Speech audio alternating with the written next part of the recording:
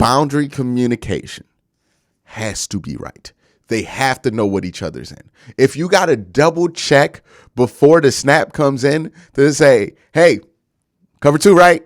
Yeah, cover 2. All right. Like, just if that's what you got to do, do it. But be in the right coverages. Have that communication square, because that's been the death of us. Communication between our very good boundary corners and our very talented safeties. If they could just talk to each other, we'd be a good defense.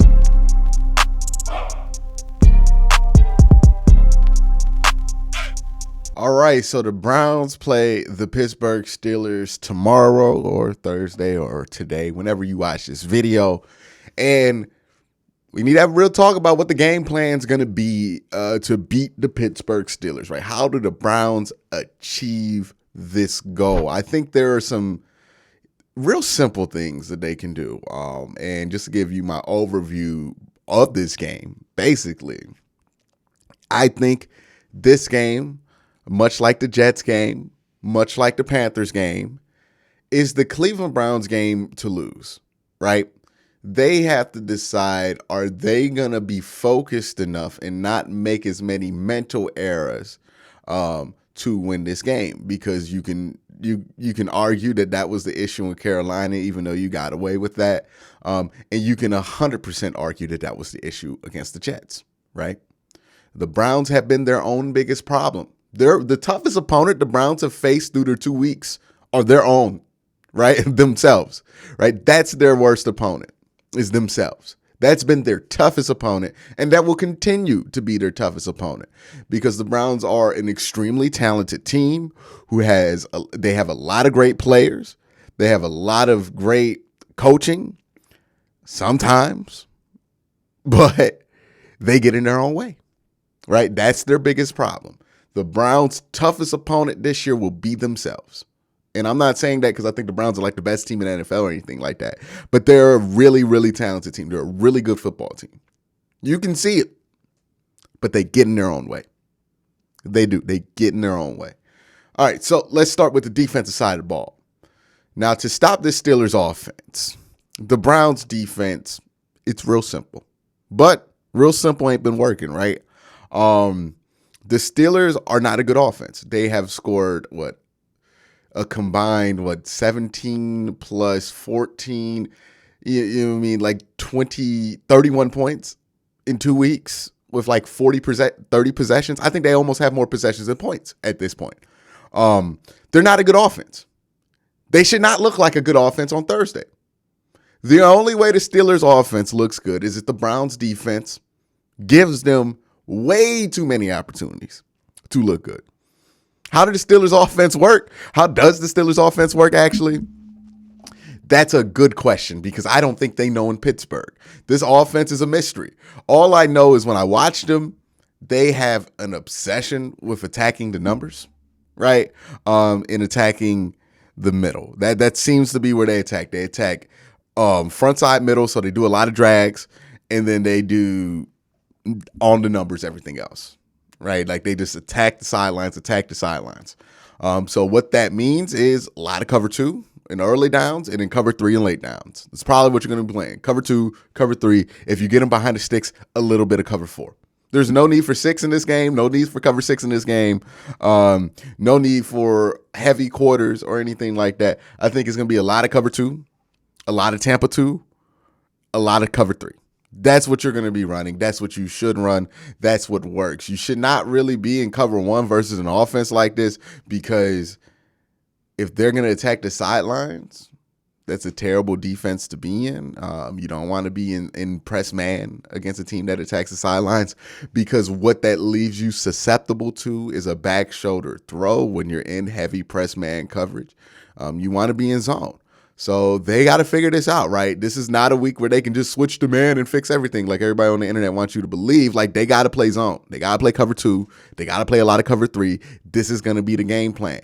You have to smoke out the boundaries and force Mr. Trubisky to do what he does not want to do, which is attack the middle of the field. He's not comfortable doing it. And I think he makes more mistakes when he does attack the middle of the field because he's not comfortable. So you get him throwing in the middle of the field, and you're not giving him wide open windows in the middle of the field, you have an opportunity to create some turnovers, right? He does not want to attack out there. He's much more comfortable rolling. He's much more comfortable just attacking those the numbers. So make sure that you squeeze that out for him.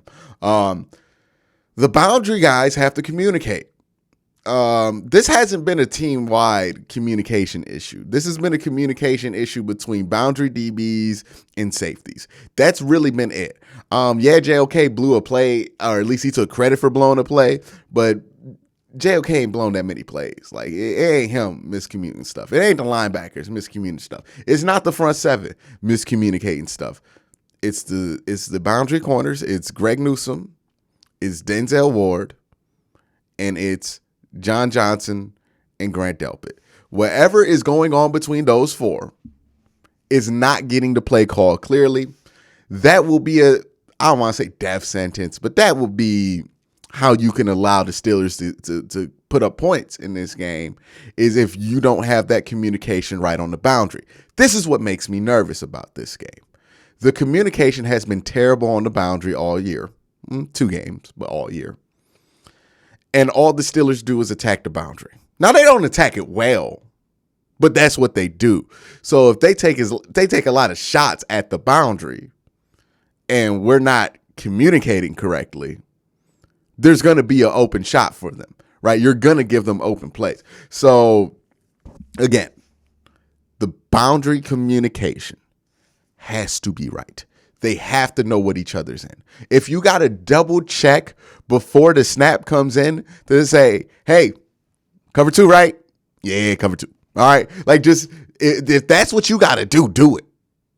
But be in the right coverages. Have that communication square, because that's been the death of us.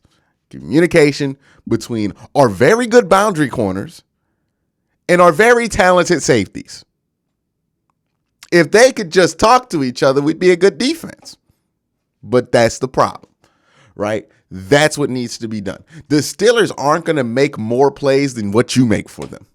That's just a fact. They're not that they're a very talented wide receiving core. But the quarterback situation, the offensive line situation, and the overall offensive schematic situation over there is not good enough to where they will just make play after play on you. They will only make the plays that you allow them to make. So the question is, how many plays are you going to allow them to make? That's how they beat you. If you allow them to beat you on offense, that's how they do it. That's really it. It's on the defense to step up this week. Offense stepped up last week. You didn't step up for them. This week is the defense. That's what it is. All right. Defensive line-wise, they're going to be without Clowney. They're probably going to have Myles Garrett. They need to step up and run support. That's going to be another thing, right? If you can't stop the run, that's going to be a problem. We need Alex Wright to step up and run support. We need Myles Garrett to step up and run support. JOK to step up and run support. I don't have much concern about this because the run defense has been pretty good for the Cleveland Browns, given that this front seven has been excellent. And if Anthony Walker stays on the field, which I hope they continue to do, they just keep him on the field, not rotate him in with Jacob Phillips. I hope they are done with that. Then I think we'll be good to stop the run. But Alex Wright does need to step up and run support, because not having Clowney there does hurt you. But this is why you drafted Alex Wright, to step up in these situations. And what we've seen from Alex Wright so far has been pretty promising in that regard. So that's the defensive game plan, man. It's real simple. It is. But it's been real simple for 2 weeks, and it ain't been executed. Communicate on the boundaries. Talk to each other. Cover 2, cover 3. And don't blow coverages left and right. That's all you got to do. That's all you got to do. Easier said than done, but that's all you got to do. That's the game plan. It's not very complicated. This is not a complicated offense you're going up against.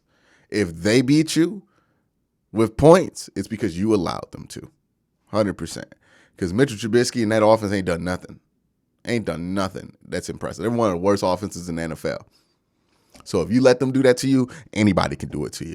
So that's the problem. All right, let's go to the offensive side of the ball. This is a little bit more complicated, but not having TJ Watt really does simplify things. One of the things I found interesting about Jacoby Brissett, which I don't think a lot of people would assume, is that he's actually better under pressure in blitz If you look at his PFF grades and if you look at his completion percentages and everything else, he plays better when he's blitzed and pressured. Now, a lot of us might look at that and go, what? That don't make sense. That can't be true. Why would that be the case, right? I'll tell you what I think my hypothesis is on why he's better when blitzed and when pressured. Jacoby is not a tight window thrower. He's not the most accurate thrower of the football there is. But what Jacoby is calm, right? Jacoby's an incredibly calm dude. It takes a lot to rile him up. So if you pressure Jacoby Brissett or if you blitz him, he actually sees the field better because when you blitz, you're just going to have worse coverage. So he's not forced to throw the ball into a tight window. His accuracy hurts him less, and his size helps him more, right? Because he's 6'5", 235. He's able to use that size to get the ball out and to see the field better. So when you blitz a dude like that, it's not really as helpful as people would assume. And I assume Pittsburgh's going to come in with the blitz-heavy game plan, right? That's what they would do. I would assume that's what they're going to do. And I think that's going to play more into Jacoby Brissett's hands. If the Steelers decide they're going to blitz a lot, what I would like to see the Browns do is just motion around Amari Cooper and take advantage of those mismatches you can force when the Steelers blitz, right? Because if they're going to send a DB, if they're going to send a linebacker, they're going to send 6 or 7, because sometimes they send 6. They send 6 a lot in Pittsburgh. So if they send 6, that means that you can rotate Amari Cooper until he's on like a linebacker. You can get him on Robert Spillane a lot of the times if you just put him in a slot. And you put Amari Cooper on Robert Spillane, that's barbecue chicken. So that's what I would expect the Browns to do. Try to motion around Cooper a ton to get him on Robert Spillane when they decide to blitz, or whichever the non-blitzing linebacker is, and take advantage of Amari Cooper's skill as a route runner to win those routes, and to get in Jacoby Brissett's trust in Amari Cooper to get the ball to him. So that's what I think will happen. I think the more you blitz Jacoby Brissett, the better he looks.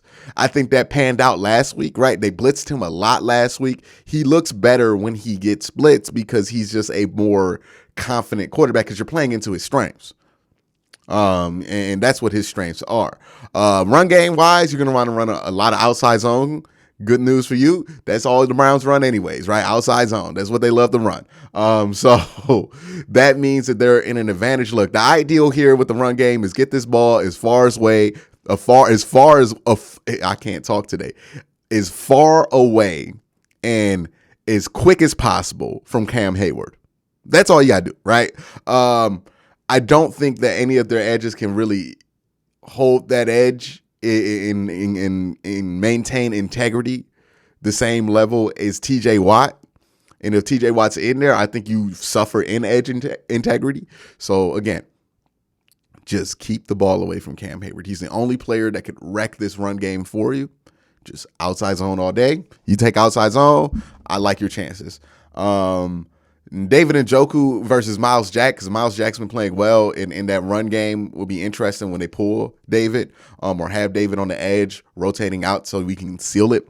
That's going to be interesting to watch. Linebackers were blowing up some run plays last week when it comes to C.J. Mosley, and I think it was Quincy Williams there for the Jets. So again, you want to be sure, but that's kind of the game plan, right? Run the ball outside zone, take advantage of when the Steelers blitz, have a game plan for Amari Cooper when the Steelers blitz to get that mismatch that you want on him and get the ball out quick to him. All things that I trust Jacoby Brissett to do. Defensively, you just got to communicate. You're going to be in cover 2 and cover 3 all day. That's really what you're going to be in. You got to communicate on the boundaries, right? The safeties and those two corners have to get it together somewhere, right? They got to figure it out. Martin Emerson included, right? All 5 of those guys, not just 4. All 5 of those guys have to figure it out. The good news is that it's only 5 guys that got to figure it out. The bad news is that it's 5 of your best players that got to figure it out. So there is that. All that being said, the Browns should win this game. They really should. It shouldn't be close, but I don't trust this defense yet. So I'm going to go Browns by 3. I think the Browns win this game by 3. Let me know your comment. Let me know your thoughts in the comment section below. Again, guys, thank y'all for watching. Have a great day. Have a good night.